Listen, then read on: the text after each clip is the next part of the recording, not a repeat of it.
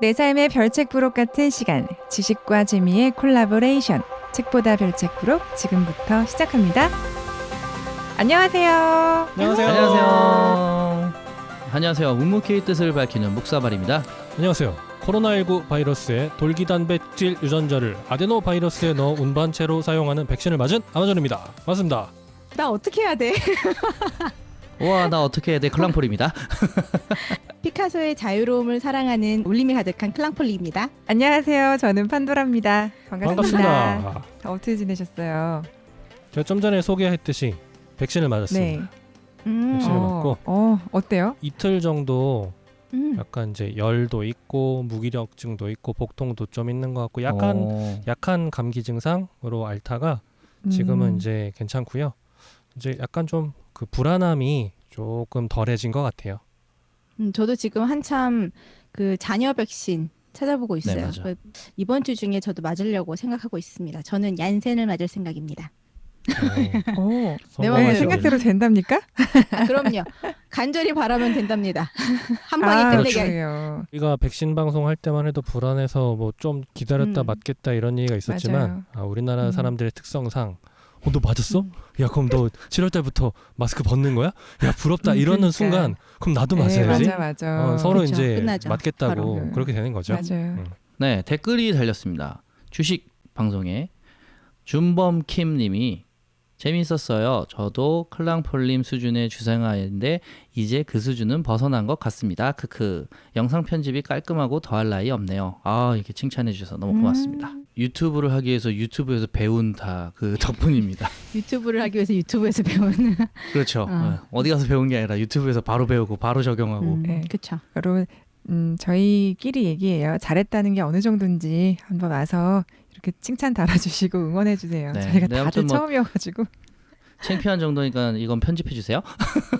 아니, 우사월님 보고 저희가 배우고 있습니다.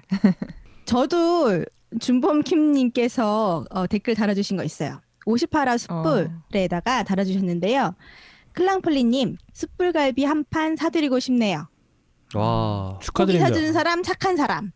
그러네. 저런 거 마다하실 분 감사합니다. 아니지. 완전히 기다리고 그러니까. 있습니다. 꼭 연락 주세요. 저 꼽사리 좀 끼면 안 됩니까? 저희가 고기는 안 먹고 저는 술만 마실게요. 저분 가장 위험한 발언을. 정주행 해주고 계시는 준범킴님 감사합니다. 감사합니다. 감사합니다. 고맙습니다. 학창시절 미술교과서에서 추상화를 대표하는 화가로 소개되는 그런 인물이 바로 파블로 피카소죠. 그래서 사실 피카소를 이름을 안 들어본 사람은 정말 없을 거고 저조차도 추상화를 그리는 화가 이렇게 알고 있는 게 일반적인데 근데 아마 피카소의 본명은 모르실걸요? 저 알아요. 파블로 피카소. 파블로 피카소. 본명 맞죠. 파블로 피카소가 본명인 거는 맞는데 줄인 본명이더라고요. 풀네임이라고 그러죠. 아하. 전체 이름을 다 얘기하면 이거 발음하기가 너무 길어요. 어렵기보다도 너무 길더라고요. 파블로 피카소의 풀네임을 묵사발님께서 읽어주실 겁니다. 자, 도전하겠습니다, 여러분. 파블로 디에고 호세 프란시스코 데 파울로 후안 네포 무세노 마리아 데 로스 레메디오스 리파브랄리오 데라 산타 마리아 트리니다드 루이스 이 파고 피카소. 왜 이렇게 어려워요? 하신 거예요? 맞는 것 같기도 하고 아닌 것 같기도 하고. 알죠. 시프리아노부터 마지막에 뭐가 달라졌는데 네, 제 멋대로 자, 했어요. 이번엔 아마존님께서 이거 다 시키는 거야? 네. 파블로 대박. 플레임은 파블로 디에고 호세 프란치스코 데 파울라 후안 네포무세노 마리아 데 로스 레메디오스 시프리아노 데라 산티시마 트리니다스 루이스 이 피카소입니다. 우와. 자 이번엔 정확했습니다. 클랑폴리 자, 한번 클랑폴리. 읽어보겠습니다. 심장이 두근두근두근. 파블로 디에고 호세 프란시스코 데 파울라 후안 네포무세노 마리아 데 로스 레메디오스 시프리아노 데 라 산티시마 트리니다드 루이스 이 피카소. 네. 어렵긴 하네요. 브라보. 저도 다시 할래요. 저 완전 브라바. 원토 그만해. 본토 발음 한 넘어. 번만. 파블로 디에고 호세 프란시스코 데 피알로 후안 네포 무세노 마리아 데스로 레메디오스 이렇게 읽어야 되는데. 이게 이제 와우. 괜찮은데? 잘하죠. 잘하죠. 잘하시네요. 이거 술 먹으면 더 잘할 것 같아. 저는 이거를 그 보면서 네포무세노 있잖아요. 그거 네. 혹시 들어보신 적 있어요? 네포무세노? 아니요.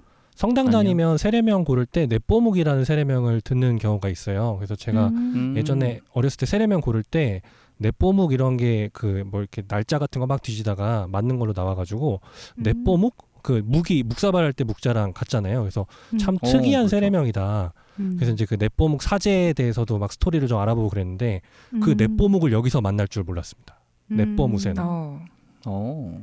좋은 거 다 그러네, 갖다 여기- 붙인 이름인 거죠.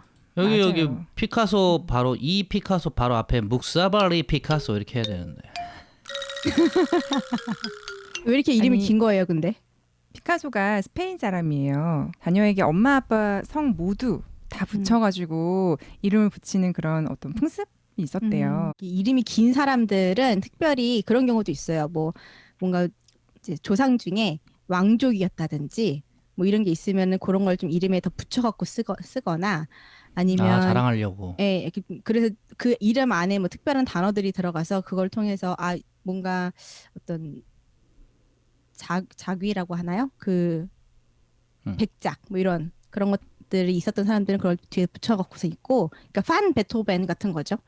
뭐 혹은 이제 가족 중에도 뭐 특별히 유명했던 할아버지가 너무 유명했어.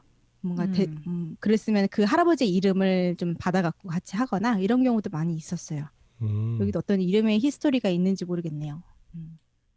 찰리 채플린 이런 배우들과도 절친으로 알려져 있고 음악가 에릭 사티의 영감을 많이 받아서 실제로 작품 활동을 함께 했던 적도 있는 그런 화가예요. 1960년 오르페의 유언이라는 영화의 단역으로 출연했을 정도로 문화예술계의 문어발이라고 할 수 있는 그런 피카소입니다. 다양한 장르로 활약한 피카소를 한 자리에서 만날 수 있는 전시가 2021년 6월 기준으로 서울에서 열리고 있습니다. 네. 그렇군요. 네. 와우. 피카소 탄생 그러니까, 140주년 특별전이라는 타이틀이 붙어있는 이 전시에는 총 7개 섹션으로 구분되어 있는 작품 110점이 걸려 있습니다. 특징이라고 하면 연대기적 구성을 이루고 있어서 피카소의 전 시대의 작품을 한 자리에서 볼 수 있다는 그런 특징이 있어요. 제가 이제 다녀왔거든요. 근데 갔는데 섹션마다 이렇게 그림체, 뭐 화풍이라 그럴까요? 이런 예술 세계가 차이가 많이 나는구나 하는 걸 그 전시 한 곳에서 다 볼 수 있다는 점이 제 개인적으로도 좀 인상적이었고, 파나와 도자기 같은 것들은 사실 볼 수가 없었어요. 저는 그동안 그림으로 사진으로도 보기 어려웠고 직접 본 적은 없는데 이 작품이 한 사람 작품인가 놀랄 만큼 다양한 느낌이어서 역시 대가라는 생각을 했습니다. 저도 피카소 보러 가고 싶어요. 오늘 같이 피카소처럼 옷을 입고 피카소의 작품처럼 그러니까. 옷을 입고 오시지 않았습니까? 우리 다 같이 갔다 와야 되는 거 아니에요, 사실? 네. 지금 현재는 저희가 녹음을 하는 기준으로는 6월 15일 화요일인데요. 여러분이 가실 수 있는 기회가 충분히 있어요. 5월 1일부터 시작한 이 전시가 8월 29일까지 서울에 있는 예술의 전당에서 한가람 전시관에서 열리고 있거든요. 그래서 관심 있는 분들은 오늘 이 방송을 미리 보기 하시고 미리 듣기 하시고 다녀오시면 좋을 것 같아요. 제가 이 전시회 관련해 가지고 그 전시회 작품을 프랑스에서 이제 한국으로 가져가야 되잖아요. 그 기사를 하나 읽은 게 있는데 재밌는 내용이 있어서 공유드리려고 합니다. 이게 일단 그 프랑스는 지금 코로나 상황 때문에 전시를 잘 못하나 봐요. 그래서 이제 전시를 잘 못하고 이거 어디 좀 다른 데서 하면은 어쨌든 돈도 좀 벌 수 있고, 그래서 이제 한국에서 전시를 하는 걸로 된 것 같고, 이번에 110점의 피카소 그 진품이 한국에 오는데 110점의 가격이 평가액이 한 2조 원 정도 된다고 하고요. 4번에 걸쳐서 비행기로 한국에 수송을 했다고 합니다. 무게가 총 25톤이래요. 그래서 국내 최대 물량이라고 하고, 전시는 피카소의 20대 청년 시절부터 예술적 작업이 왕성했던 80대 만년의 작품까지 망라해서 피카소 미술 70년을 한 곳에서 모두 볼 수 있게 구성됐다고 합니다. 그래서 관련된 섹션은 모두 7개인데요.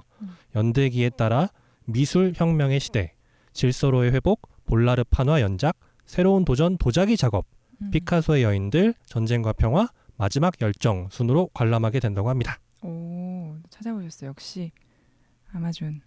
역시. 그리고 제가 이거 찾다가 도대체 피카소는 총 몇 작품을 만들었을까? 근데 유튜브에 뭐 5만 점 이런 거 보다가 너무 많다. 그래서 구글에서 보니까 3만 점 정도를 만들었대요. 살아 생전에. 대단하죠. 근데 그렇게 되면은 90년 정도 살았잖아요. 91살인가 92살인가?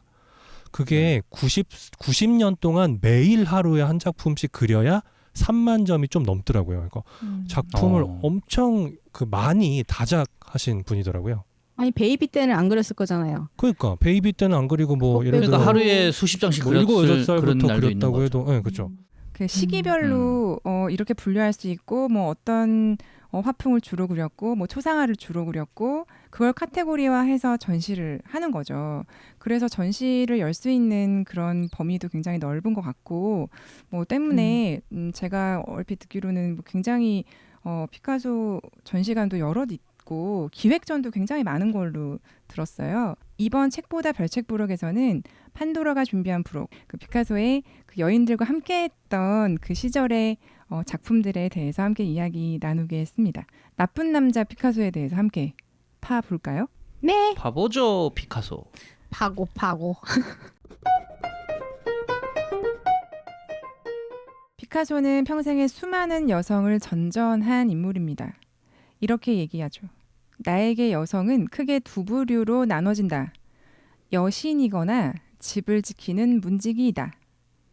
뭐래? 아하. 문지기라니. 아하. 아 심한데 이거? 피카소가 평생 동안 찾아 헤맨 여성은 정신과 육체 면에서 완벽한 여신을 찾는 일이었다고 해요. 수백 명이나 오르내리는 피카소의 여인들, 그 중에서도 그가 찾은 여신이 누군지를 오늘 이야기 나눌 건데요.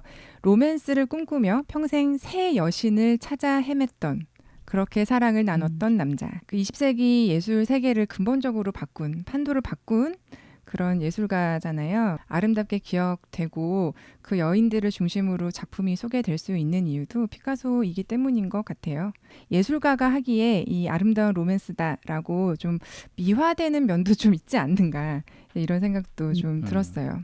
그래서 실제 살아있는 동안에 그 수많은 그 연인들과의 관계를 보면서 워낙 영향력이 있었던 사람이잖아요. 살아있는 동안에도 유명했으니까 여성 단체로부터 여성 운동가들로부터 굉장한 비난을 받았던 피카소이기도 해요. 그러니까 그랬을 것 같아요.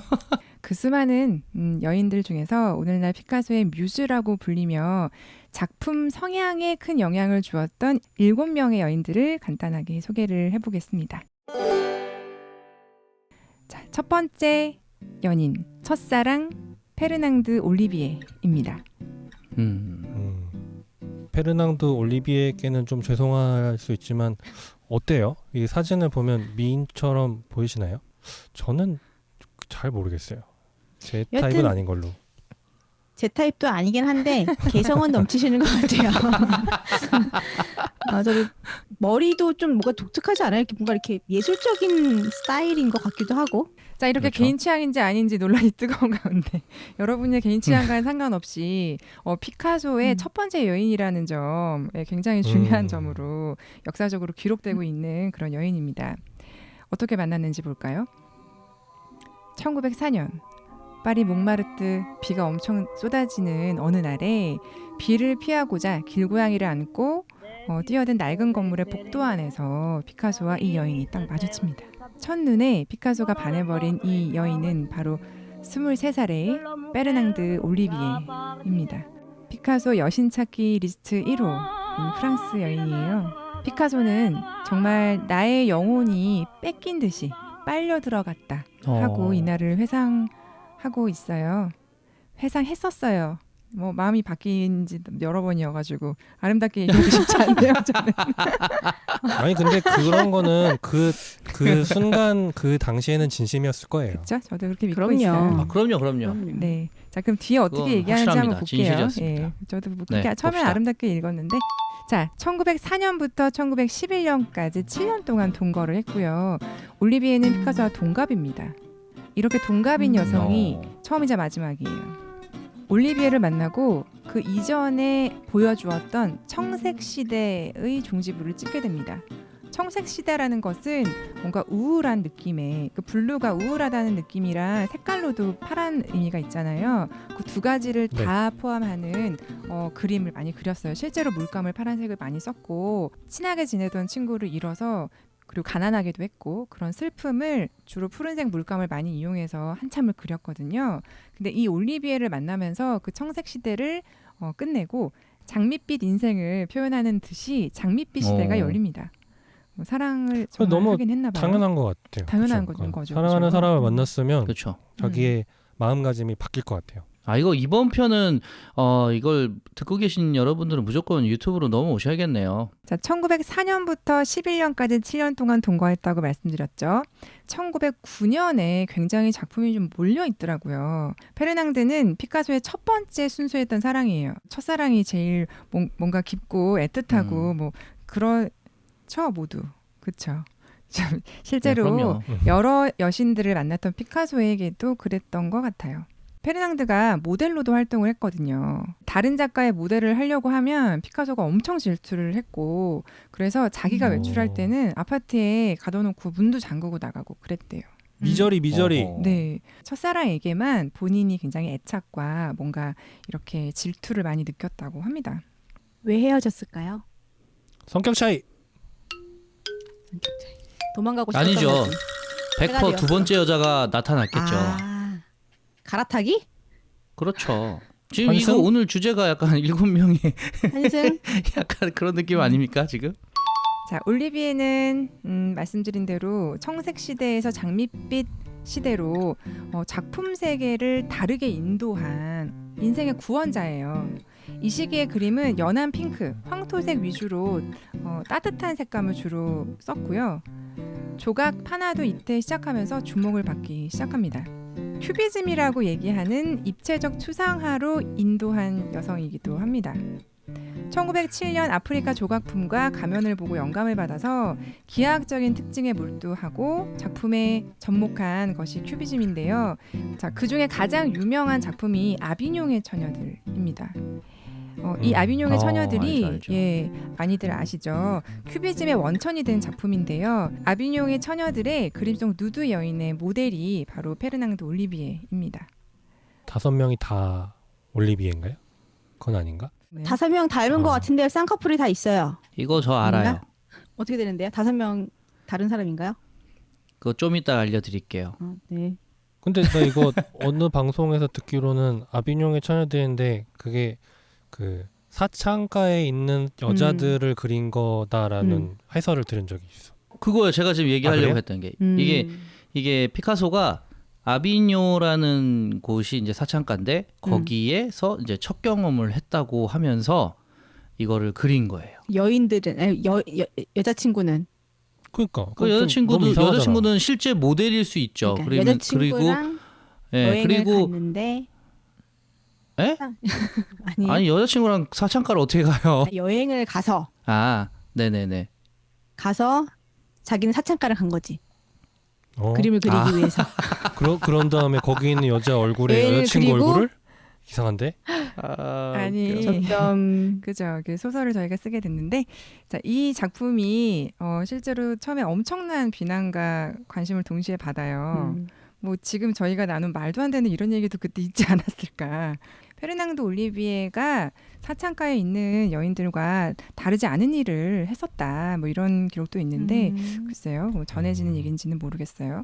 그림들은 비난과 관심을 동시에 받으면서 해외로 이제 팔리기 시작해요. 그리고 이 무렵에 에바라는 여인을 만나서 사랑에 빠지게 되면서 페르낭드 올리비에와는 점점 멀어지기 시작했죠. 친구의 애인이었습니다. 잘못된 만남이네? 에헤이. 잘못된 만남이죠. 네. 친구 그 끝났네, 동료 끝났네, 작가의 끝났지. 여자친구 이런 얘기 들은 것 같아요. 나쁘다. 예, 주로 나빠요. 앞으로도 계속 나쁠 예정이에요. 시작부터 나쁘다. 제가 최근에 영화를 봤거든요. 피카소 관련된 영화를. 거기에 정말 이 지금 말씀해주신 이 페르낭드가 거의 여자 주인공으로 나오고, 그러니까 이 얘기들이 다 영화에 그대로 들어가 있는. 잠깐 소개를 좀 해드릴게요. 영화 얘기를. 일단 근데 피카소를 다룬 영화들이 되게 없어요. 정말 없어요. 왜일까요? 그게 왜 그러냐면 영화 제목이 뭐예요? 영화 제목은 피카소 명작 스캔들이라는 제목에 한국에 들어오면서 그렇게 바뀐 느낌이 좀 들죠 제목에서. 근데 어쨌든 2012년 작품이고 지금 왓챠에서 볼 수 있어요. 그래서 여기에 연인 그 페르낭도 올리비에가 처음부터 끝까지 계속 나옵니다. 그리고 그 시대의 명작 스캔들이라고 돼 있잖아요. 그 왜 그러냐면 이 얘기의 또 중요한 그 소재가 모나리자 분실 사건, 도난 사건. 자, 모나리자 도난 사건이 중간에 얘기가 들어가 있어요. 그리고 영화의 시작부터 그 유력한 용의자로 피카소랑 기욤이라는 시인이 유명한 시인이 있어요. 기욤 아폴리네르라는 그 두 분, 그러니까 두 사람 친구인데 이 두 사람이 잡혀가는 그런 그림부터 장면부터 영화가 시작될 정도예요. 그러면서 이 피카소가 이제 그 시대를 어떻게 이렇게 살았는지를 이렇게 쭉 시간순으로 흘러가면서 플레이백이라 그러죠. 과거로 갔다가 현재로 왔다 이런 식으로 이제 영화가 이제 진행이 되는데 그 내용을 보면은 지금 그 고개사의 가족이라든지 이 아비뇽의 처녀들 이런 작품들이 영화 속에 계속 나옵니다. 그리고 방금 우리가 그 아비뇽의 처녀들 얘기를 막 했었잖아요. 네. 그거를 그릴 수 있게끔 후원을 해준 사람이 레오 스타인이라고 거트루드 스타인이라는 여자분 두 분이 이제 남매 그래서 돈을 후원을 해줘서 아비뇽의 처녀들이 완성이 됐고 그리고 해외에 많이 팔려 나갔다고 했잖아요. 아까 말씀하신 것 중에 영화에도 그런 장면 나와요. 러시아 사람들이 피카소가 이제 마지막 장면쯤에 이 그림을 막 보러 와요. 아까 그 페르낭드 올리비에가 좀 약간 불쌍한 느낌으로 말씀하셨잖아요. 근데 영화에서도 실제로 엄청 불쌍해요. 막 피카소가 소리 지르고 막 다른 일 모델 일 못하게 하고 그러면서 그런 내용들도 들어가 있어요. 그래서 저는 지금 오늘 방금 얘기해 주신 그 부분들이 너무 귀에 쏙쏙 들어온 이유가 제가 영화를 봤기 때문에 머릿속에 지금 막 보이네요. 한번 보시는 거를 추천드립니다. 재밌습니다. 그 당시에 이 피카소와 어떤 관계들이 있었던 작가들부터 시작해서 어떤 인물들이 굉장히 많이 나와요. 그래서 마치 이 영화가 그 예전에 미드나잇 인 파리라는 영화 혹시 기억하시는지 모르겠는데 네. 약혼자랑 파리에 간 주인공이 옛날 피카소가 살던 그 시대로 가가지고 그 당시 때 사람들을 막 만나는 피카소와 마티스의 그 관계라든지 거트루드 스타인이라는 굉장히 유명한 그래서 많은 등장인물들이 나오고 이 피카소가 어떻게 그 시대를 살았는지가 설명이 잘 돼 있어요. 그리고 그 모나리자의 도난 사건은 굉장히 유명한 사건인데, 그러니까 이게 다 100% 그 맞다고는 할 수 없는 약간의 상상력이 들어가 있는 작품이에요. 이 작품 피카소 명작 스캔들이라는 이 작품은. 그래서 스페인 영화인데 좀 재밌게 볼 수 있는, 가볍게 볼 수 있는 영화예요. 근데 미드나잇 파리도 사실 상상력이나 이런 부분들이 많이 들어가 있는데 실제 유명인들이 굉장히 많이 나오면서 어떤 재미를 줬잖아요. 그거랑 이 작품이 좀 비슷한 느낌이에요. 유명한 작품이 또 하나 있더라고요. 몰랐는데 그 96년도 작품인데 피카소로 살아남기라는 제목의, 한국에서는 그렇게 개봉이 됐는데 이게 제임스 아이보리 감독이라고 되게 유명해요. 그러니까 좀 아시는 분들은 아실 건데 전망 좋은 방, 하워즈 엔즈 뭐 이런 거를 만든 분인데 남아있는 나날. 근데 아무튼 그런 영국식 사극 이런 영화에 아주 잘 만드는 사람이에요. 이 감독이. 그래서 여기 안소니 호킨스가 이제 주인공으로 나와요. 그래서 이 당시 때 뭐 이 기사를 보니까 정말 100%의 싱크율을 자랑할 정도로 연기를 엄청 잘했다고 하더라고요.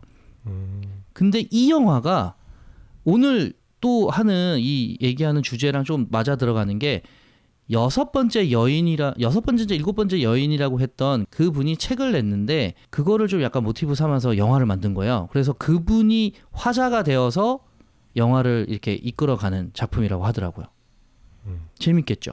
이 작품은 굉장히 작품성이 좀 있는 뛰어난 작품인 것 같더라고요. 혹시 북서발님 그 내셔널 지오그래픽에서 만든 드라마 같은 피카소. 건데 지니어스 혹시 보셨어요? 네, 봤습니다. 피카소 편 다 봤어요. 저는 그거 짧게 클립으로 봤는데 재미있는 것 같더라고요. 저는 그거 방금 전에 말씀드린 지니어스 1편이 아인슈타인 얘기인가 그렇고 2편이 피카소 얘기래요. 근데 이제 맞아요. 거기서 피카소가 한 여인한테 이제 접근해가지고 어떻게 보면 이제 꼬시는 그런 장면이 나오는데 그냥 카페 같은 데에서 이제 딱 어떤 여자를 봤는데 마음에 드는 거예요. 그래서 어떻게 작업을 하나 봤더니 가가지고 약간 돌을 아십니까 느낌처럼 얼굴이 아름다우시다고 그랬더니 그 여자가 자기 아니라고 했더니 정말 아름다우시다고 하면서 그리고 싶다. 내 작업실이 여기 가까이에 그거지. 있다. 작업 멘트. 그랬더니 당신이 누구신데요? 했더니 그 서점으로 데리고 가서 그때 좀 이제 명성이 있었던 때인가 봐요. 그렇죠. 그래서 이름을 이제 좀 나 날릴 이런 때. 사람이야. 나 이런 사람이라고 이제 책을 딱 보여주면서 나라고 피카소라고 그래가지고 같이 작업실에 갔는데 또 약간 밀당이 있어요. 바로 거기서 뭐 그림을 그리거나 뭐 이렇게 대시하는 게 아니라 아니 작업실에 데리고 가서 뭐 이렇게 글귀를 좀 애매한 글귀를 좀 읽은 다음에 나를 다시 만나고 싶으면 내일 뭐 3시까지 다시 와라 그래요.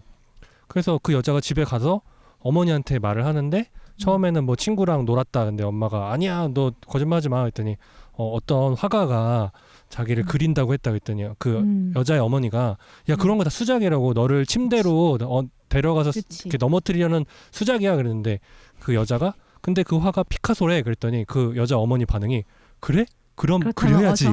어서 가렴. 그러면서 그 다음날 그 여자가 3시에 피카소 작업실로 가나 이렇게 되더라고요. 그래서 야 너에게 내 딸을 보낸다. 저렇게 되는구나. 그래서 재밌었어요. 그 영상이. 네, 아마존님이 말씀하신 그 여인이 바로 4번째 연인인 마리테레즈입니다. 아, 네. 그렇군요. 그 보면은 피카소가 일화가 있는데 재판을 받을 때 기욤이라는 그 친구잖아요. 엄청 친한 친구고요. 영화에서 보면 정말 너무 친한 사이거든요. 근데 재판에 불려왔어요. 그 기욤이 먼저 잡혀가지고 피카소 이름을 불어가지고 피카소가 끌려오거든요. 그러니까 피카소가 약간 열받기도 하고 조금 긴장하고 이러니까 기욤을 한 번도 못 본 사람이라고, 처음 본 사람이라고. 네, 그런 얘기가 일화로 있습니다. 그래서 사이가 조금 안 좋아졌을 것 같은. 재판하기 전에 이 2번째 여인을 만난 거죠. 이미 그렇게 만나서 사랑하게 되고 그 다음에 재판 있고 아니요. 제가 영화로 봤을 때는 그때는 계속 페르낭드가 옆에 있었어요. 근데 페르낭드가 그때 즈음 해가지고 피카소를 떠나려고 할 정도로 피카소랑 사이가 안 좋은 상황이었어요. 그런데 새로운 여인에게 이제 눈을 돌리고 있는 피카소였군요. 그런 것 같아요. 갈아타기네, 갈아타기. 네, 양다리. 양다리. 자, 이렇게 2번째 만나게 된 여인은 1912년에 만나게 되는데요. 그 여인의 이름은 바로 에바 구엘입니다. 거의 양다리라고 할 수 있죠. 바로 이어서 만났고 뭐가 먼저랄 거 없이 그렇게 이어서 만나게 됐어요. 피카소보다 4살이 어립니다. 2번째 여인 에바는 갸냘프고 청순한 미모를 지닌 특징이 있었다. 에바 그림을 그릴 때마다 옆에 난 에바를 사랑한다. I love 에바 글자를 써 넣었다고 해요. 따로 쓰기도 했고 그림 속에 파묻히게 쓰기도 했어요. 그래서 굉장히 좀 뭔가 좀 애틋하게 손도 함부로 못 대겠어요. 약간 그런 느낌이 드는 여인이었습니다. 피카소는 에바를 만났던 시절을 자기가 가장 만족했던 여인은 에바였다라고 회상을 하고 있었어요. 근데 안타깝게도 피카소를 만난 지 4년 만인 1915년에 30살의 나이로 세상을 마감합니다. 사실은 병약했던 거죠. 결핵으로 사망을 하게 돼요. 결핵. 그래서 이렇게 이야기만 들으시기에는 굉장히 절절하고 애절한 사랑같이 느껴지지만 이렇게 투병하는 에바를 피카소는 돌보지 않았습니다.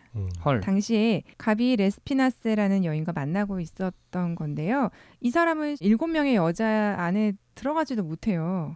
근데 아픈 에바를 팽개치고 이렇게 만나고 있었던 거죠. 병상에 누워있는 에바에게는 뭐 얘기를 당연히 못할 일이기도 하지만 비밀을 좀 지키면서 에바가 갈 때까지는 모른 채로 지냈다고 해요. 순간순간에는 진심을 담아서 사랑하는 사람이 아니었을까라고 감히 생각해 봅니다. 포장해 봅니다. 잘 포장해 주시는군요. 네, 이렇게 주엠무 에바라고 적혀 있는 그림은 이번 전시에서도 볼 수 있어요. 색감이 굉장히 예뻐요. 아름다워요. 그래서 뭔가 좀 한참 동안 들여다보게 됐고요. 누드라는 제목인데 사실 벗고 있는 모습은 없습니다. 여기에 뭘 그리고 싶었을까? 이렇게 그 선들을 입체주의 때이기 때문에 큐비즘, 선적으로 입체적으로 뭔가 그림을 표현했는데 이 안에서 뭘 더 드러내고 싶었을까를 가만히 찾고 있게 되는 그런 그림이었어요. 그리고 에바와 관련해서는 악기와 연결해서 그린 그림이 되게 많아요. 바이올린 그렸고요. 그리고 기타도 그렸어요. 근데 중요한 건 바이올린이 전혀 바이올린 같이 안 생겼네요. 이거 설명을 안 해주면 이게 바이올린이야 싶을 것 같은데. 바이올린이야? 라는 물음이 드는 이유는 큐비즘에 집중하고 있었던 시대여서 그런 건데 에바의 얼굴이 드러나 있진 않았지만 여인의 자태로 느껴질 만한 기타와 바이올린을 통해서 곡선을 여인과 접목해서 그 섹시함을 표현하고 싶었다. 특히 이 에바와 만났던 이 시절에 악기를 접목해서 바이올린, 기타를 접목해서 그린 그림이 되게 많아서요. 인상적인 부분입니다. 다음 세 번째 연인 3은 올가 피카소라고 불리는 올가 코클로바입니다. 올가 피카소라는 이름을 제가 먼저 말씀드린 이유는 지치셨나요? 결혼한 건 거죠? 네. 이제 결혼을 피카소와 한 거야 이건. 처음으로 결혼한 여인이에요. 처음으로 그럼 여지껏 두 명은 그냥 썸? 아니, 연애. 연인이죠, 연애? 연인. 사랑하는 여자, 여신. 네, 올가는 러시아 대령의 집안 딸로 우크라이나 넷진에서 태어났고 부모 반대에도 불구하고 발레단에 들어가게 되어 세련되고 예의 바른 매너 때문에 눈에 띄는 그런 여자였고 1917년 세르게이 디아길레프가 이끄는 발레리스 공연에 함께 참여했던 그런 발레 단원 중에 한 명인데요. 이때 했던 공연이 발레극이죠. 발레극 파라드라는 공연이에요. 서커스단에 대한 이야기로 한 15분 정도 되는 짧은 그런 발레극이었는데 이때 의상과 무대 디자인을 피카소가 맡았다고 해요. 36살인데 이미 굉장한 명성을 가지고 있었거든요. 이 파라드의 음악을 한 사람이 에릭 사티입니다. 짐노패디라는 곡으로 우리나라에서도 굉장히 사랑을 많이 받고 있는 작곡가죠. 그때 영감을 받았던 작품들도 굉장히 많이 그렸고 비교적 이 당시 피카소는 평상시보다 좀 안정적이고 규칙적인 삶을 살아요. 그래서인지 당시의 그림은 주로 어머니와 자식 간의 애정이 담긴 그림이 많이 있고요. 실제로 올가와의 사이에서 첫 아들 파울로를 낳고 아들과 부인 올가를 모델로 삼은 그런 그림도 많이 그렸죠. 에바 같은 경우는 너무 연약해서인지 뭐 다른 이유가 있어서인지 실제로 얼굴을 대놓고 그리지 않았다고 그렇게 나타나 있기도 하지만 그러면 그렇다면 다른 것들은 얼굴이 그렇게 선명하게 뭐 아름답다, 예쁘다, 뭐 아니면 이렇게 그렸네 하고 저희가 판단하기 어렵게 난해하게 그려져 있잖아요. 그래서 올가는 내 얼굴 좀 알아볼 수 있게 그려달라고 실제로 대놓고 요청을 했대요. 그래서 부탁에 의해서 알아볼 수 있는 그림을 많이 그리다 보니까 그림이 너무 고전적으로 역행한 거 아니냐 이런 비난도 많이 받았다고 해요. 근데 난 이해할 수 있을 것 같아. 그게 어떤 예술가가 날 좋아한다고 내 여자인데 그려줄게요 하고 딱 그렸는데 눈이 막 볼에 붙어 있고 막 한쪽 눈은 막 이마에 붙어 있고 막 입은 이렇게 목에 붙어 있고 이러면 이게 너야 그러면 이게 나라고? 내가 이럴 것 같은데. 멀리 내다보는 사람은 그 그림을 잘 소장하고 있겠죠. 몇십억에 팔아먹고. 아마존님 말씀대로 내 일이라고 해도 나 좀 알아볼 수 있게 나 예쁘게 그려달라고 나 예쁘잖아 지금 나대로 그려줘 이런 요청을 하지 않았을까. 뭐 그렇게는 그렸다고 하는데 분석하는 그 이론가들 사이에서는 너무 역행을 했다는 분석을 하면서 비난을 했기 때문에 그런 것 때문에 사람들 사이에서 좀 말이 많기도 했고 근데 또 한편으로는 뭐 가정적으로 변하면서 이렇게 사랑을 안정적이게 나누다 보니까 그래서 어쩔 수 없다 라는 뭐 그런 이해해주는 그런 편도 있었다고 해요. 근데 또 그러니까 모든 화가가 모든 다양한 분야를 그 미술 안에서도 다양한 분야들이 있잖아요. 뭐 무엇으로 그리는가, 뭐 어떤 식으로 표현해내는가, 뭐 종이에다가 하는가, 다른 데다가 하는가 이런 것들 봤을 때도 그렇고 표현하는 방법에 있어서도 뭐 다양하게 하는데 꼭 뭐 유명한 화가라고 해서 모든 걸 다 잘 그리지는 않죠. 그리고 또 자기가 잘하는 분야가 또 있고 또 그런 것 같아요. 어떤 사람은 뭐 그림을 이렇게 뭔가 특이한 상상력을 가지고 그릴 수 있는 사람이 있는가 하면 누구는 막 세밀하게 정말 사진처럼 그리는 걸 잘하는 사람이 있고 그런 거니까 특이하네요. 이것도. 근데 본인만의 색감으로 잘 표현한 것 같긴 한데 저는 이것보다는 그래도 우리가 지금 흔히 알고 있는 이 작품들이 마음이 더 가네요. 이때 그렸던 안정적인 시기의 작품들, 고전주의를 역행한 것이 아니나 비난하는 이때의 작품들을 보면 피카소 그림이 일단 아닌 것 같은 느낌도 들면서 어느 잘 그리는 사람들은 이 정도는 좀 또 흉내내서 그리지 않을까 이런 감히 그런 생각도 할 정도로 그냥 뭐 평범한 그림 같은 느낌은 좀 있는 것 같아요. 어찌됐거나 중요한 건 피카소다운 그림으로 금방 또 돌아옵니다. 큐비즘의 창시자라고 한 사람이잖아요. 그래서 잠깐의 어떤 뭐 기회주의자다, 뭐 역행했다 이런 비난을 잠깐 겪고 얼마지 않아서 좀 더 깊이 있는 큐비즘 작품을 내놓아서 그렇게 해서 내놓은 작품 중에 하나가 굉장히 유명한 큐비즘의 대표 작품이라고 일컫는 세명의 악사라는 작품이에요. 최고의 큐비즘 작품이라고 평가를 계속 받는 이 작품은요. 이 그림에서 최초로 동시에 여러 인물을 큐비즘에서 주제로 삼아 그렸습니다. 아, 그러네. 세 명의 악사인데 사실 찾지 않으면 세 명인가? 잘 모를 수도 있을 정도로 좀 한참 보게 하는 그림인 것 같아요. 근데 여기 3명의 악사와 개 혹은 강아지 이렇게 해야 될 것 같아요. 뒤에 강아지도 있어요. 어렸을 때 숨은 그림 찾기 잘하셨겠군요. 늑대 아닌가요? 악사가 연주하고 있는데 늑대가 돌아다니진 않겠죠, 설마? 호러야 호러? 뒤에 늑대가 있는 거. 늑대인가? 이제 밝혀진 거야. 피카소의 그림의 진실이. 사실 늑대였다. 피카소 명작 스캔들이라는 작품 보면은 그 피카소 집에 엄청 크고 되게 복슬복슬스러운 너무 큰 개가 있어요. 강아지. 큰데 되게 귀여운. 근데 아까 옛날 사진 보니까 그 페르낭드랑 둘이서 그 개 한 마리씩 이렇게 들고 찍은 사진 있잖아요. 반려견을 좋아했나 봐요. 여기서도 그림에 등장시킨 거 보면. 자, 얼굴이 왜 이러지? 생각이 들긴 하지만 가만히 들여다보면 조각조각 나뉘어져 있기는 해도 사실 새 악사라는 걸 알 수는 있어요. 눈구멍이 다 있어요. 네, 눈도 있고 저게 보면은 악기도 있어요. 그쵸. 이것도 악기랑 손이랑 발이랑 이런 걸 거기만 보면 그건지 몰라. 근데 전체를 보고 아 이게 눈인가 보다 하고 어디를 따라가다 보면 이건 연주를 하고 있는 손이구나. 여긴 다리구나. 아 이게 악기네. 여기는 악보네. 하고 찾을 수가 있죠. 그러니까 연주를 하고 있는 모습이라는 게 드러나요. 이렇게 다 각각의 모습이지만 합치면 한 곡이 된다. 어떤 화음이 이루어진다. 이런 거를 이 작품에서 볼 수 있게끔 조각조각이지만 하나로 합치면 뭔지 해석이 가능한 큐비즘 중에는 최고다. 피카소 작품 중에 꼽히는 것이 아닌가. 피카소 큐비즘 명성의 이유라고 할 수 있어요. 각각의 뭔가 조각이고 뭔지 모르겠지만 알겠어. 이상한데 이건 맞아. 이런 거 있죠. 그러면 3명의 악사니까 3개의 악기가 있는 건가요? 네. 피리, 기타. 저건 뭐라고 해야 되지? 기타. 한 명은 악보 들고 보면 악보 넘순이 노래. 넘돌이 하는 노래. 건가? 노래 성악. 그럴 수도 있겠다. 근데 되게 재밌는 게 피리를 코로 부네요. 저거 그렇죠. 코미디에서 그렇죠. 많이 나오는 거 아닌가? 기인들이기 그 때문에. 정도는 해줘야죠. 아, 그렇죠. 근데 저는 이게 4명으로 보이네. 한 명이 더 있어 보여요. 일단 손인 세 개가 확실해요. 하나는 악기에다 대고 있고 하나는 기타 있는데 위아래로 대고 있고 하나는 악보를 이렇게 잡고 있어요. 그래서 3명은 확실한 것 같아요. 피카소는 여전히 새로운 시도를 계속했고요.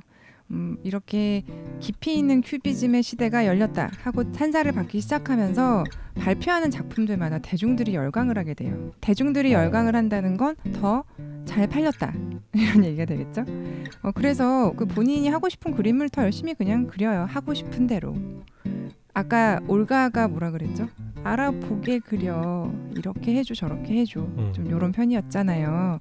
그래서 점점 이렇게 사랑도 조금 식어가고 올가가 하는 말들이 거슬리기 시작하고 그래서 이후에 피카소는 올가는 나를 올가매. 나를 너무 압박해. 뭐 하시는 거예요 지금? 언어 유희를 하신 거 맞죠?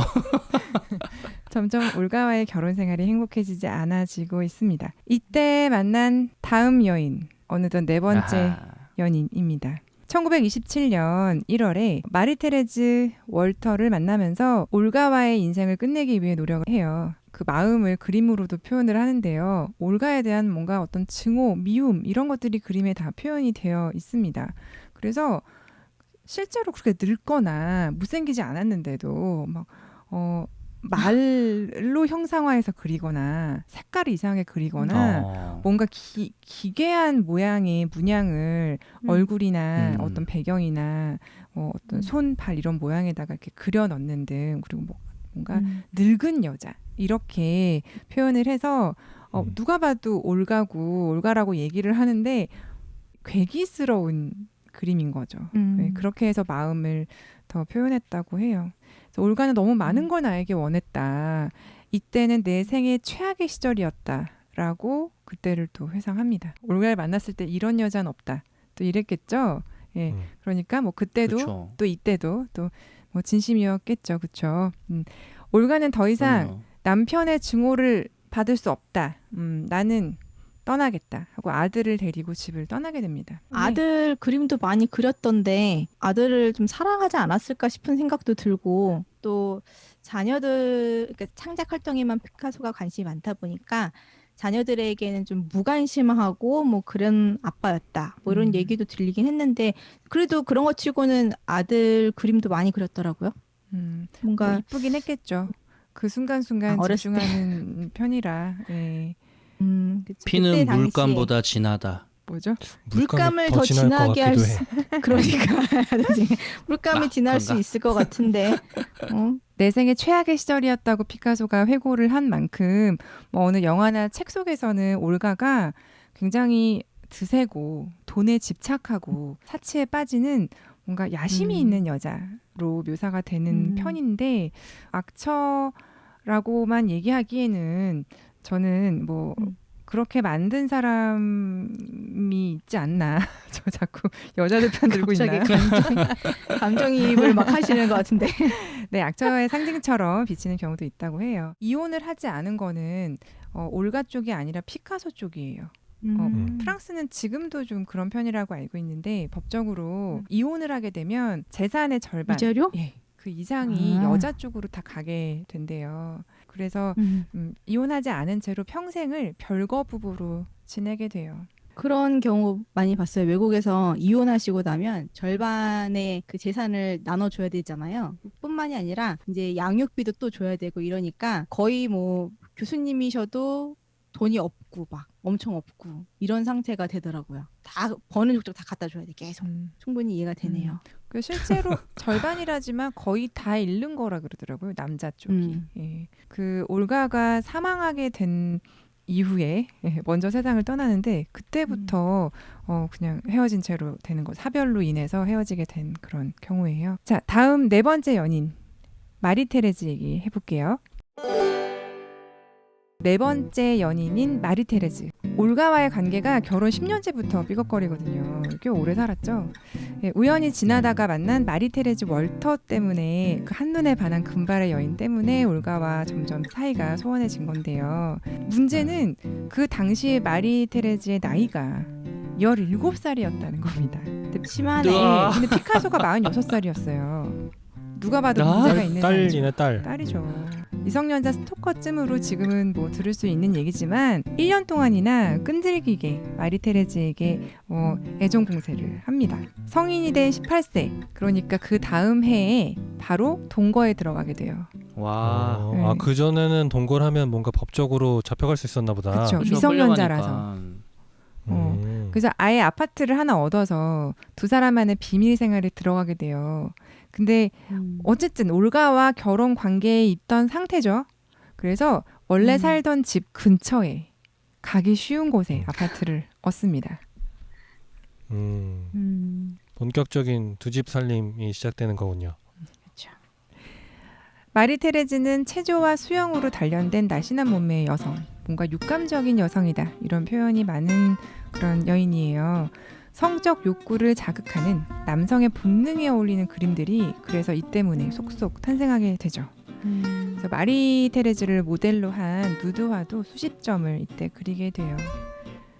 그래서 뭐 그 이전에도 누드라고 하는 제목의 그림들이 많긴 했지만 이 시기의 그림들이 유난히 가슴이 좀 부각되거나 도드라지는 뭔가 눈에 띄게 그리는 그림들이 좀 많았어요. 그러네. 근데 얼굴이 딱 알아보겠다. 사진이랑 그림이랑 얼굴이 너무 비슷하네요. 생김새가 이건 마리 테레즈야 이러지 않아도 어딘가 힌트들은 다 있는 것 같아요. 그리고 현재 맞아. 사랑에 굉장히 충실해서 그냥 여인이다 라고 제목을 붙였더라도 지금 마리 테레즈 같은 경우는 금발이 있거나 그러니까 어느 한쪽이라도 노랗게 머리를 그리거나 이렇게 특징이 있었네요.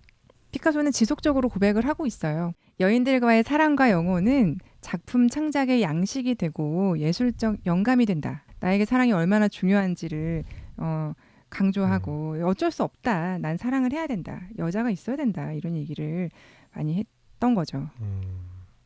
이 시기의 그림은 초현실주의 그림이 특징인데요. 그 특징이라고 하면 여러 이미지가 약간 중첩되는 것 같은 그런 느낌이에요. 겹쳐져 있거나 약간 비뚤어져 있거나 이런 느낌. 그래서 뭐 초상화 같은 경우에는 코가 옆에 달려 있고 뭐 눈은 앞에 하나는 있는데 하나는 옆에 있고. 그러니까 옆모습인 것 같기도 하고 앞모습인 것 같기도 한 그런 느낌의 그림들을 많이 그렸죠. 그 마리 테레즈는 잠도 굉장히 많았고 책을 많이 읽었대요. 그래서 이 시기 피카소가 그린 마리 테레즈의 모습은 책을 읽고 있거나 글을 쓰고 있거나 잠을 자고 있는 모습이 많아요. 그래서 피카소의 시리즈 중에서 꿈 시리즈라고 일컬어지는 연작들이 있는데 그때 주인공이 이 마리 테레즈입니다. 자, 그렇게 사랑을 하다 마리 테레즈는 임신을 하게 돼요. 올가가 이 사실을 친구에게 듣게 되죠. 어떻게 됐겠어요? 분노했겠죠. 머리끄덩이를 잡고 아들을 데리고 마리 테레즈와 피카소를 찾아갑니다. 찾아간 이 즈음에 마리 테레즈는 딸 마야를 출산해요. 이때가 1935년 9월입니다. 1936년도 도라마르라고 하는 새로운 여인을 만나게 되면서 마리 테레즈와의 애정도 끝나게 됩니다. 도라마르는 그 이전에 만나왔던 여자들과는 굉장히 다른 이미지의 여인입니다. 남성적인 것 같던데 아닌가요? 네, 그렇게 볼 수도 있을 것 같아요. 굉장히 지적이고 이렇게 사진으로만 봐도 좀 당찬 여성, 신여성, 당차고 그죠? 그런 이미지가 있어요. 우리도 판도라 있지 않습니까? 판도라 돌아. 아, 그러네. 1936년에 처음 만난 이 둘 사이에는 시인이었던 폴 에루아드가 있었어요. 소개로 만나게 되는데요. 도라마르는 그래도 꽤 잘 나가는 사진 작가였어요.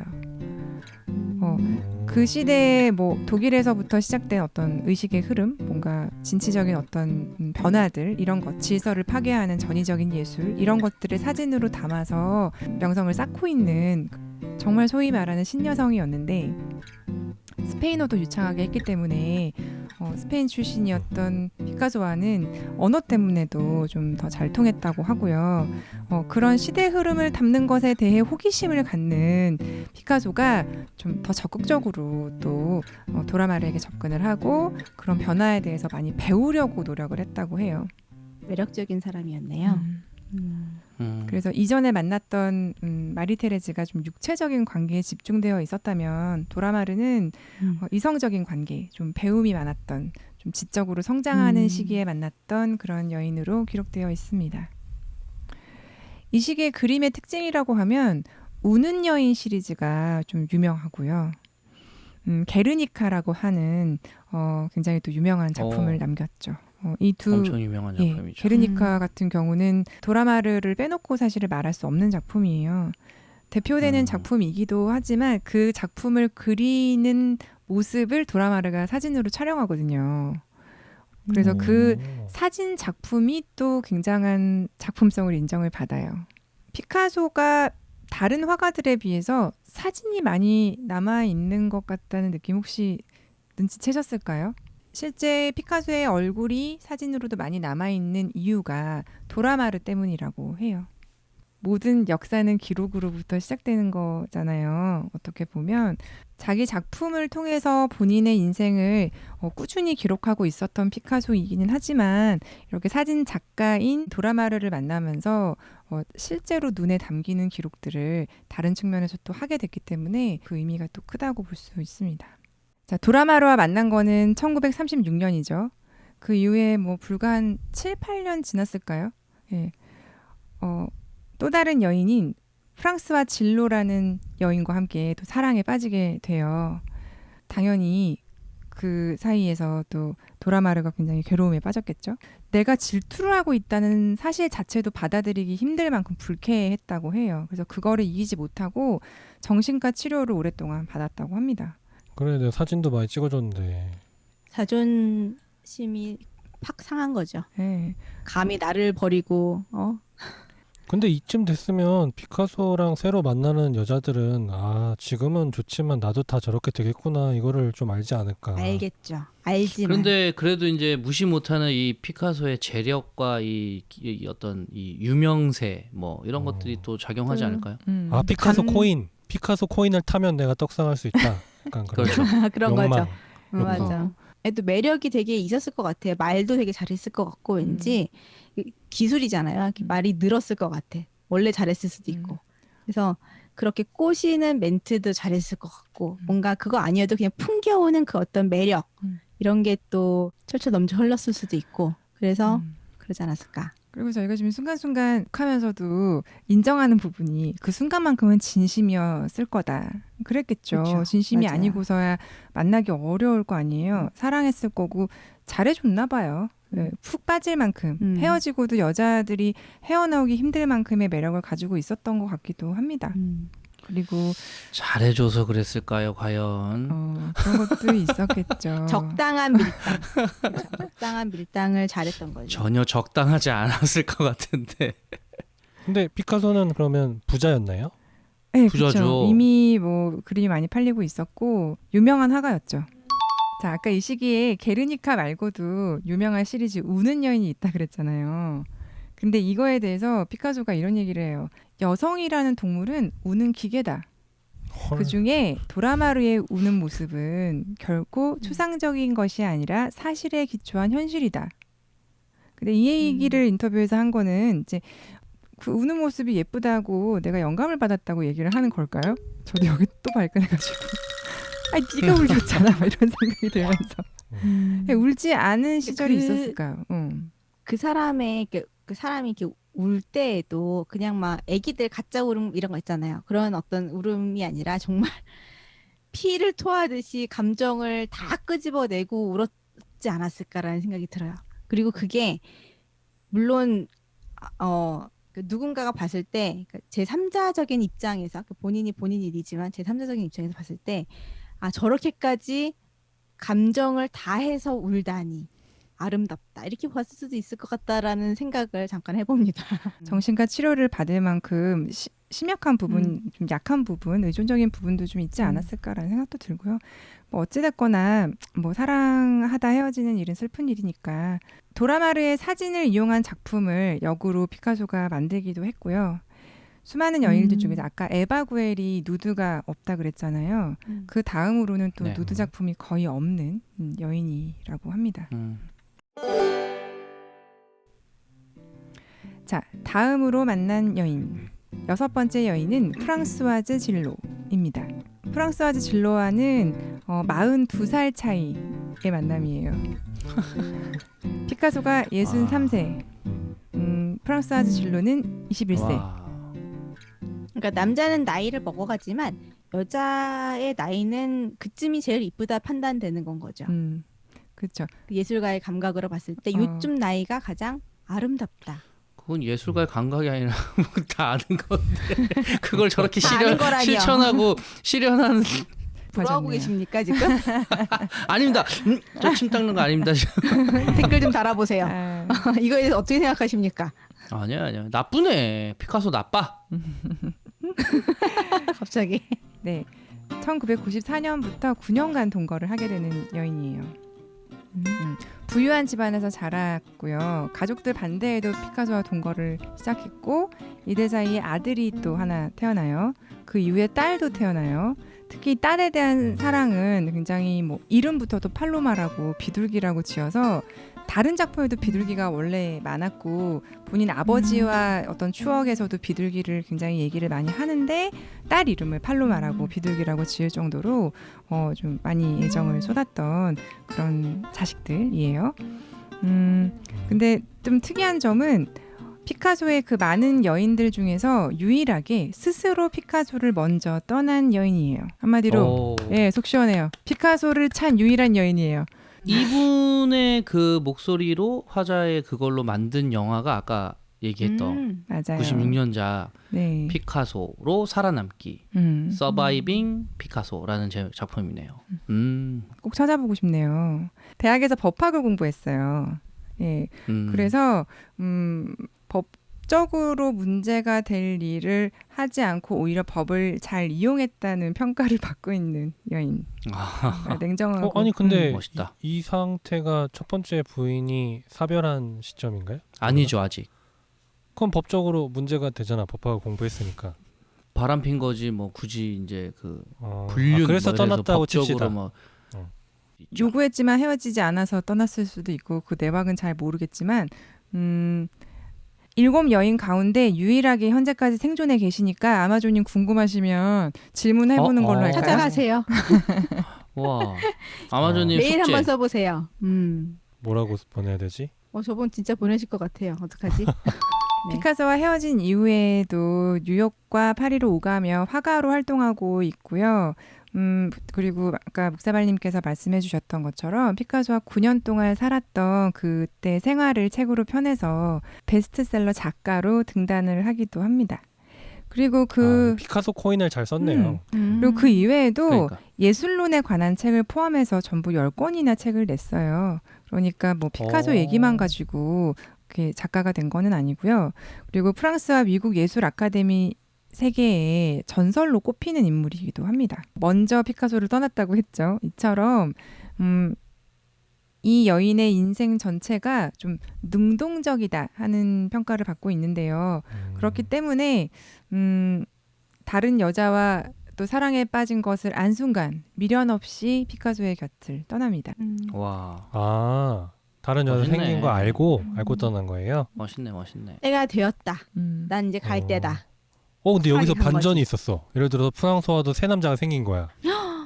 어때? 때마침. 반전의 반전. 이후 프랑스와즈는 미국의 백만장자 생리학자와 결혼해 뉴욕으로 갑니다. 그러네. 와우. 거봐, 새 브라보. 남자가 역시, 있었던 역시. 거야. 버림받았어. 예. 피카소 어떡해. 그렇죠. 처음으로 나를 떠났다는 것도 충격인데 다른 남자를 만나? 나보다 돈 많은 남자를 만나가지고 미국으로 떠난다고? 이래서 예, 굉장한 충격을 받죠. 그리고 심지어 나 자식 둘이잖아 하고 이거 당신 자식이니까 책임져 해가지고 피카소의 정식 자식으로 그 호적에 올리죠. 그래서 와 대박의 예, 한 수. 엄청난 위자료를 또 챙겨요. 그래서 저는 멋지다고 박수를 쳐드리고 싶다. 또 뜬금 고백 한번 해보고 예 와. 그렇게 현재까지도 살아있는 인물이에요. 90이 넘어 빨리 딱 그렇게 버리고 딱 갔으니까 본인도 이제 화병 안 나고 다음 인생을 깔끔하게 산 거죠. 이제 다음 인생을 산 거죠. 어떻게 해요 피카소는 처음으로 그 실현을 당했네. 얼마나 또 나름의 상처가 있었겠죠. 그 사람으로 인한 상처는 어떻게? 사람으로 있는다. 그렇죠. 다음으로 만난 여인이 7번째 연인 자클린 루크입니다. 자, 피카소가 자클린을 만난 건 1954년이에요. 자클린이 27살입니다. 피카소의 나이는 73세. 헐. 역시 20대. 마지막까지 20대구만. 잘 살고 계시네요. 와. 그래도 이제 20살 초반보다는 이제 20살 조금 후반이 낫다라는 이제 20살 애기보다는 그래, 조금 21살보다는 그래도 말이 통하는 이 정도 된 그러네. 거지. 나를 떠난 여자도 있고 내 나이가 곧 80을 바라보는 나이다 하니까 피카소도 조금 약해졌는지 이렇게 젊은 여인이 나 같은 늙은 사람을 왜 어떻게 결혼하려고 하는지 모르겠다 이런 얘기에 나는 이 세상에서 가장 아름다운 청년과 결혼하는 거다. 오히려 늙은 사람은 나다 하고 던지죠. 와. 그래놓고 요새 사랑이네, 그런 사랑. 식으로 하면은 다들 저 유산을 보고 한 재산을 보고 하는 것이다. 근데 좀 약간 정말 그런 거. 뭐 보기도 했겠죠. 안 봤다고 하기엔 좀 그런데. 안 보이지 않는데 재산 또한 피카소 거니까요. 어찌 되었거나 마지막이라고 이름을 붙일 수 있을 만큼의 긴 시간 동안 함께 살게 돼요. 그럴 수밖에 없죠. 이제 피카소 할아버지 너무 늙었어. 다시 근데 시도하기가. 사진 보면 매력적이에요. 잘생겼어요. 에헤이 저분 봐라. 누가요? 저분 봐라. 자클린이? 피카소가? 아하이, 참. 피카소. 저렇게 돼서 넘어가는 거구나. 그렇군요. 그렇죠. 저 정도면 잘생겼잖아. 능력 있지. 그림 잘 그리지. 예술 세계관이 뚜렷하지. 멋있는데? 멋있어요. 자, 클랑폴리의 이상형을 보고 싶으신 분들은 책보다 별책 프로 유튜브로 찾아오시면 됩니다. 다음부터는 클랑폴리 피카소라고 이름을 붙일까 합니다. 지금 제가 봤을 땐 클랑폴리님이 지금 저기 피카소의 아들을 지금 아들들 좀 무능하던데 보니까. 네, 지금 결혼할 수 있는 아들은 대신 없고요. 유산은 많이 받았겠죠. 아니, 오히려 지금 더 오래 사셨으면 피카소 곁에 가 계실 분이네 이분이. 괜찮죠. 옆에서 보는 것만으로도 배울 점이 있을 것 같아. 오늘 의상도 피카소와 너무 닮아 있는 의상. 형 그러니까요. 이상학적인 모습인가요? 말년의 피카소는 도에 매료되어서 도자기의 도시인 발로리스, 남프랑스에 있는 곳인데 거기에 정착하게 돼요. 그때 도자기 아틀리에 관리인 조카였던 자클린을 만나서 80세의 나이에 1961년 결혼을 하게 됩니다. 자, 결혼을 한다고 제가 말씀드렸어요. 결혼을 하려면 이혼을 해줘야죠. 그렇죠. 피카소가 이혼을 해주거나 올가가 세상을 아니면 떠나거나. 이제 하늘나라로. 올가가 1955년에 세상을 떠나거든요. 그래서 그 이후에 결혼을 할 수는 있었고 말씀드린 대로 자클린이 계속 요구를 해서 결혼을 하게 돼요. 피카소 생의 두 번째 결혼에 해당하죠. 말년에 있었던 작품들은 작품 가격이 굉장히 높아요. 어느 여인들보다도 초상화가 엄청 많이 남아 있어서 그런 건 좀 특징이다. 그 이유를 여러 가지로 해석하고 있어요. 좀 성화에 못 이겨서 나 좀 그려, 내 얼굴 좀 그려, 나 좀 남겨 하고 마치 숙제처럼 매일매일 자클린을 그렸다.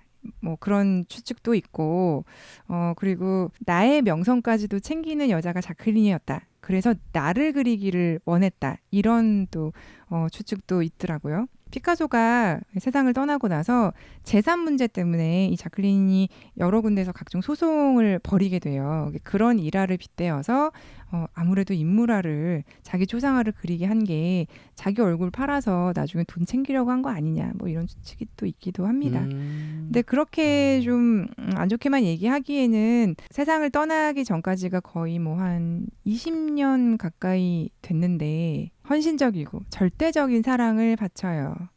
예, 그래서 그 덕분에 피카소는 말년에 최고의 명성을 누리면서 작품 활동에 전념할 수 있었다고 합니다. 피카소는 1973년에 생을 마감하고요. 마지막 유언처럼 한 한마디는 내가 가장 사랑했던 여인은 뭐 이런 말은 없었고 없었고요. 진실은 존재할 수 없는 것이다 라는 의미심장한 말을 남기고 생을 마감합니다. 자, 피카소 사망 이후는 어떻게 되었을까요? 피카소 그 후를 한번 봅시다. 그의 작품 못지않게 뮤즈들이 유명해졌어요. 새로운 뮤즈를 찾을 때마다 세상에 다 공표가 됐으니까요. 뭐 공표가 되지 않을 수 없겠죠. 그들을 그렸잖아요. 예, 그래서 그렇게 하다 보니 이 여인들의 삶도 실제로 궁금해졌고 그 명성과 또 그 아픔을 또 딛고 살았을 그 이후의 삶이 정말 파란만장했겠다. 그 전후의 삶이 그런 생각도 좀 들더라고요.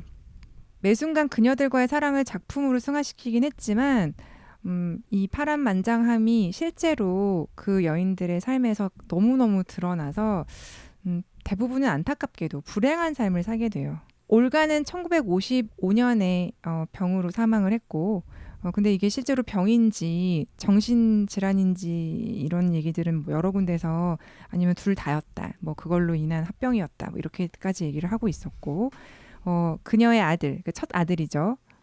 폴 피카소는 1975년에 사망을 해요. 피카소의 첫 번째 손자는 피카소의 장례식 날에 자살을 했다고 하고요. 자클린 로크. 저런. 안타까워. 예, 자클린 네. 로크는 피카소가 죽은 뒤에 그 충격으로 맨날 이제 커튼 치고 방 안에만 있다가 결국은 1985년에 권총으로 본인 스스로 생을 마감합니다. 예, 마리 테레즈도 피카소가 죽고 나서 3년 후에 그의 곁으로 가서 내가 지켜줘야겠다며 그는 천국에 갔을 거라며 그런 얘기를 남기고 목을 매 자살을 했고요. 우와. 도라마르도 역시 스스로 목숨을 끊었는데 정신착란증을 앓다가 1997년 10월에 스스로 갑니다. 이거 너무 네. 슬프다. 주변에서 만나는 어떤 마음에 드는 여성이라면 그것이 내가 발견한 여신이라며 모두 자기 품 안으로 들여서 대략 10여 년간의 사랑을 진하게 나눴던 사람인데 여인들의 특징을 살펴보면 이런 공통점이 있다. 딱히 발견을 못하겠어요. 그 이전 여인과는 좀 다른 매력을 가진 사람들을 다양하게 만나봤던 것 같아요. 이 여인들의 공통점은 딱 한 가지. 아까 클랑폴리님께서 말씀하셨어요. 뭘까요? 그쵸. 의린 여자. 의린 여자. 아, 네, 의린 여자들. 그렇습니다. 모두 거의 20대 이하. 20대가 아니라 20대 이하인 이유는 마리 테레즈 때문이죠. 네, 18세에 만났잖아요. 17세에 만나서 9회 끝에 18세에 함께 살게 되죠. 피카소는 뭔가 그 상상력이 일단 풍부했고 제 생각하기에 상상력이 풍부한 사람이었고 그거를 표현해내는 것이 회화든 조소든 뭐 다른 어떤 뭐 판화든 이게 중요하지 않았던 거죠. 내가 지금 판화를 하고 싶어 그럼 판화를 그리고 이런 식이 아니었을까라는 생각도 들고 그러니까 한편으로는 금방 질리는 스타일이었을 수도 있고 또 새로운 거에 대한 지적 호기심이 강했던 사람이었을 수도 있고 맞아요. 라는 생각이 드네요. 그래서 제가 찾아봤던 바로는 아까 말씀하셨듯이 그렇게 많은 작품들이 회화, 조소, 뭐 도예, 뭐 드로잉, 뭐 판화 이런 다양한 작품들을 한 3만 점 정도 했다고 하는데 이 사람의 이름을 딴 미술관도 사실 되게 많다고 해요. 이거 유럽에 그냥 몇 개 작품 갖고 있으니까 이런 곳 말고 몇 개 작품뿐만이 아니라 정식으로 이름을 따서 피카소의 이름을 따서 헌납된 그런 미술관만 해도 유럽에 한 8개 이상 있다고 하는데 그 이름들을 들어보면 이래요. 뭐 프랑스에는 앙티베의 뮤지 피카소 이렇게 피카소라는 이름이 들어있고 파리의 뮤지 피카소, 뭐 벨로리우스의 뮤지 피카소, 독일에는 쿤스트 무지움 파블로 피카소 민스터, 스페인에는 바르셀로나의 뮤에우 피카소, 뮤제오 피카소 데 보이트라고 말라가가 피카소가 태어난 곳인데 거기에도 푼테이손 피카소, 뮤지오 피카소 말라가라고 하는 두 개의 뮤지엄이 더 있다고 해요. 그만큼 작품이 많고 또 이 사람을 존경하는 마음에서 또 헌납되지 않았을까라는 생각도 드네요. 자, 이렇게 피카소와 그 7 여인들에 대한 얘기는 이 정도 준비해 봤고요. 보면서 관련된 책이 뭐 어떤 게 좋을까 제가 찾아보다가 피카소라는 책 그리고 피카소와 파리라는 제목의 그래픽 노블이 있었어요. 만화책처럼 볼 수 있는 책이 있었거든요. 그게 2016년에 출판이 됐는데 이북으로도 볼 수 있게 2019년에 나와서 보기 되게 편하게 돼 있었어요. 피카소가 파리에 도착해서 아비뇽의 처녀들을 그리는 그 시기 정도, 한 7, 8년 사이의 시기를 그림으로 이야기로 풀어서 소개를 하고 있어서 그 시기가 궁금하신 분들은 초창기 시작을 함께 볼 수 있는 그런 괜찮은 책이었고요.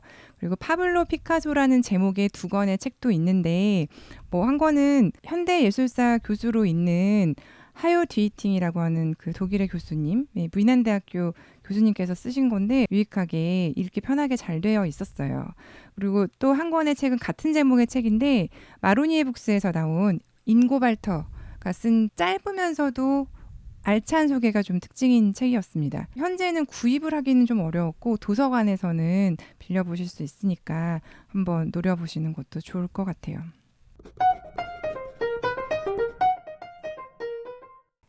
제가 준비한 건 여기까지입니다. 어떠셨어요? 이게 방송을 제가 하기 전에 몇 번을 여자분들 이름을 봐서 이제 좀 익숙해졌지, 처음에는 이 7명의 여자들 이름이 되게 입에 안 붙고 기억도 잘 안 났었어요. 어려웠었는데 이제 여자분들 이름이 좀 친근하게 다가오네요. 근데 그 얘기를 해야 될 것 같아요. 이번 전시에 그 한국에서의 학살이라는 작품이 들어왔잖아요. 네, 그게 맞아요. 70년 만에 그 작품의 무대가 된 한국 땅에서 역사적인 전시를 한다고 막 이렇게 돼 있던데. 네, 피카소가 한국에서의 학살이라는 제목으로 나라 이름을 딱 거론해서 그린 유일한 그림이에요. 피카소 미술관에 파리에 가서도 때가 안 맞으면 못 본다는 그림인데 이번에 왔거든요. 실제로 보시는 것도 좀 의미 있겠죠. 그동안 볼 수 없었던 이유 중에는 보호한다는 차원도 있었지만 피카소가 공산주의자였어요. 공산당 선언을 하거든요. 그것 때문에 우리나라에서는 1980년대까지는 뭐 일단 전시가 실제로 어려웠고 금지되어 있었고 그 이후에 종종 여러 의미에서 요청을 했지만 이루어지지 못한 걸로 좀 유명하죠. 약한 존재가 이렇게 당하고 있는 거에 대한 전쟁의 아픔을 표현한 거지 나는 어느 특정 나라를 옹호한 건 아니다라고 말했지만 제목이 한국에서 그 말이 더 맞을 것 같아요. 네. 한국에서 양쪽으로 서로가 서로에게 총구를 겨누는 상황이 발생을 했기 때문에 여튼 이 참상에 대한 거를 알리고자 하는 바에서 이 그림을 그렸는데 이제 해석하는 사람들이 이쪽에서는 이렇게 해석 저쪽에서는 저렇게 해석을 한 걸 수도 있겠다는 생각이 드네요. 근데 게르니카랑 어쨌든 이 같은 맥락을 갖고 있는 작품이어서 그 미술 성향이나 이런 걸로 봤을 때 어쨌든 많은 생각을 하게끔 하는 그런 작품이면은 틀림없는 것 같습니다. 그렇죠. 뉴스가 또 하나 더 있었죠.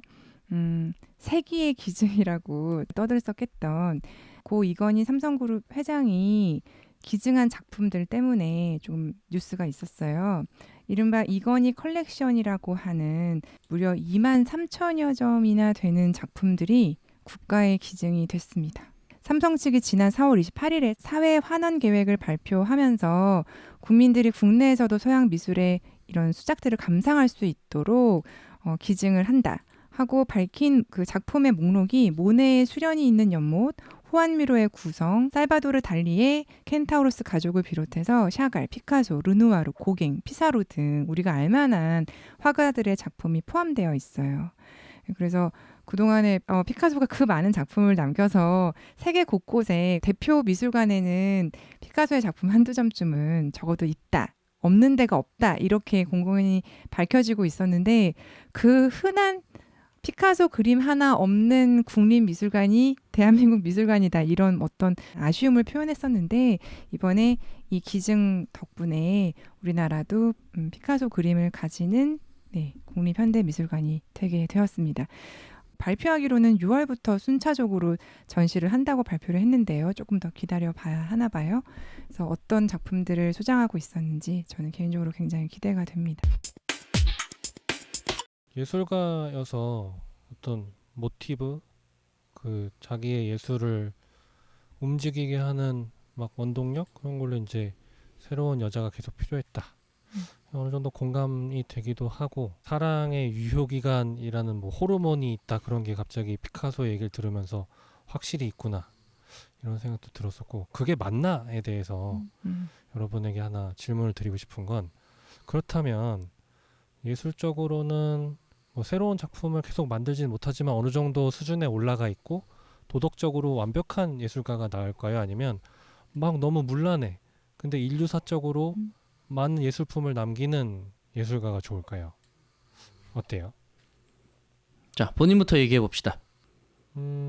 저는 일단은 제 일이 아니니까 예술품이 많은 게 좋아 보이긴 하는데 그래서 요즘 트렌드는 약간 두 개가 다 이렇게 도덕적으로도 좀 좋아야 더 존경을 받고 있는 걸로 변해가고 있지 않나. 피카소가 요새 태어나서 활동하는 사람이었으면 저렇게 결혼을 한 상태에서 또 다른 사람을 만나고 거기서 또 자녀가 있는데 또 그 다음 사람 만나고 하면 이미 어떤 법률의 제재를 받아서 재산이 이미 다 털렸을 수도 있을 것 같아요. 활동을 못하거나 대중의 비난을 너무 많이 받아서 새 작품을 내도 이미 대중이 그를 인격적으로 존중하지 않아서 작가의 어떤 생명이 아무리 좋은 작품을 만들어도 비난이 먼저 나갔을 수도 있을 것 같아요. 그러니까 예를 들어서 이게 뭐 어떻게 되는지 모르지만 요새 그런 여성의 어떤 평등성, 아까 이제 뭐 억압하는 여성을 억압하는 뭐 그런 측면도 있었다고 하니까 그래서 요즘이라면 좀 도덕적인 것도 더 보완되는 그런 작가가 더 이 시대에는 필요하지 않나 그런 생각을 했습니다. 저도 두 번째 얘기하신 거에 두 번째 경우가 더 좋다고 생각하는데 그 이유는 사실 많은 사람들이 그래 저렇게 뭐 많은 여자 만나서 에너지를 얻어서 했지 뭐 그림을 그렸지 예술적으로 했지 하지 말을 쉽게 할 수 있지만 사실 그렇게 행동하는 것 자체에도 용기가 되게 있는 행동이라고 저는 보고요. 또 그만큼을 행한다라는 거는 하지 않고 그냥 쟤는 저랬으니까 저랬지 나는 그러지 않고 하려니까 이만큼밖에 못해라고 하는 거는 아닌 것 같아요. 그러니까 물론 저 사람이 이왕이면 도덕적으로도 문제가 없는 사람이었으면 참 좋았겠다라는 생각은 그게 그 사람이 그런 예술적인 활동을 할 만큼 다 했는데 그 이후에 우리가 보니까 그랬으면 좋았겠다라는 얘기인 거지 결론적으로 보면 저는 멋있는 사람이었다라고 생각합니다. 역시 클랑폴리 피카소였습니다. 여덟 번째 여인을 꿈꾸는 피카소. 네, 클랑폴리 피카소. 네, 저는 뭐 둘 다 가질 수는 없는 것이 아닌가. 사실 자꾸 저희가 전제를 두잖아요. 이 시대에 태어났다면, 이 시대에 활동했다면이라고 두잖아요. 연인으로 있을 때 두 사람의 관계는 저희는 모르잖아요. 그러니까 뭐 영감이 되어서 작품으로 나왔기 때문에 이 여인들의 이름을 뮤즈로서 거론을 하게 되는 거지. 안정적이라면 그런 그림을 또 감정적으로 그릴 수 없지 않았을까 하는 생각에 지금 피카소의 삶도 그 나름대로는 굉장히 유의미하고 잘 살았다. 누구를 만났어도 10년을 넘기지 어려웠을 것 같은데. 근데 누구라도 근데 마찬가지 한편으로는 아닐까요? 그 피카소뿐만이 아니라. 그러니까 그 여러 사람을 만났고 했지만 그 사람이 마음에 들어서 만나고 뭐 했지만 그렇다고 해서 모두를 사랑하지는 않았을 수도 있다라는 생각을 해요. 그리고 그 사람들에게서 받은 에너지로 자기가 그림 활동하는 데에 썼을 수도 있다.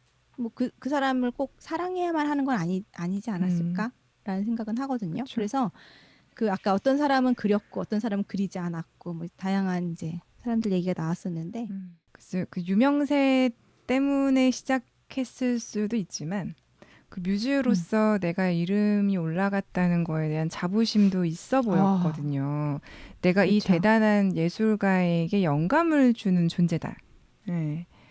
그런 시기가 이 여인들에게도 한순간 있었다는 거가 행복한 일일 수도 있겠다. 그 순간에만큼은 이 존재에게 굉장히 중요한 인물이 된 거잖아요. 제가. 그렇죠. 그래서 저희가 그냥 사랑을 해도 진짜 집중해서 잘 사랑했을 때는 한때 아팠지만 그래도 그때 우리 행복했지, 좋았지, 나 굉장히 집중했지 하고 좋게 회상할 수 있는 것처럼 모두에게 뭐 슬픔 이면에는 또 그런 자부심과 그 행복이 또 있지 않았을까도 싶고 그래요. 그 대사가 갑자기 생각이 나네요. 한때 유명했던 부부의 세계에 나왔던 명대사. 사랑에 빠진 게 죄는 아니잖아. 피카소와 너무 잘 맞는 얘기인 것 같습니다. 이런 얘기 좀 요즘에 많이 들려서요. 이혼이 아니라 졸혼하겠다. 사실 처음 같은 사랑으로 평생 사는 부부는 찾기 어렵잖아요. 없다고는 말 못하겠어요. 그렇게 관계를 유지를 잘하시는 분들도 실제 있기 때문에. 근데 모든 관계는 처음 같을 순 없다. 사랑도 그렇고 저희의 관계도 처음 같지는 않다.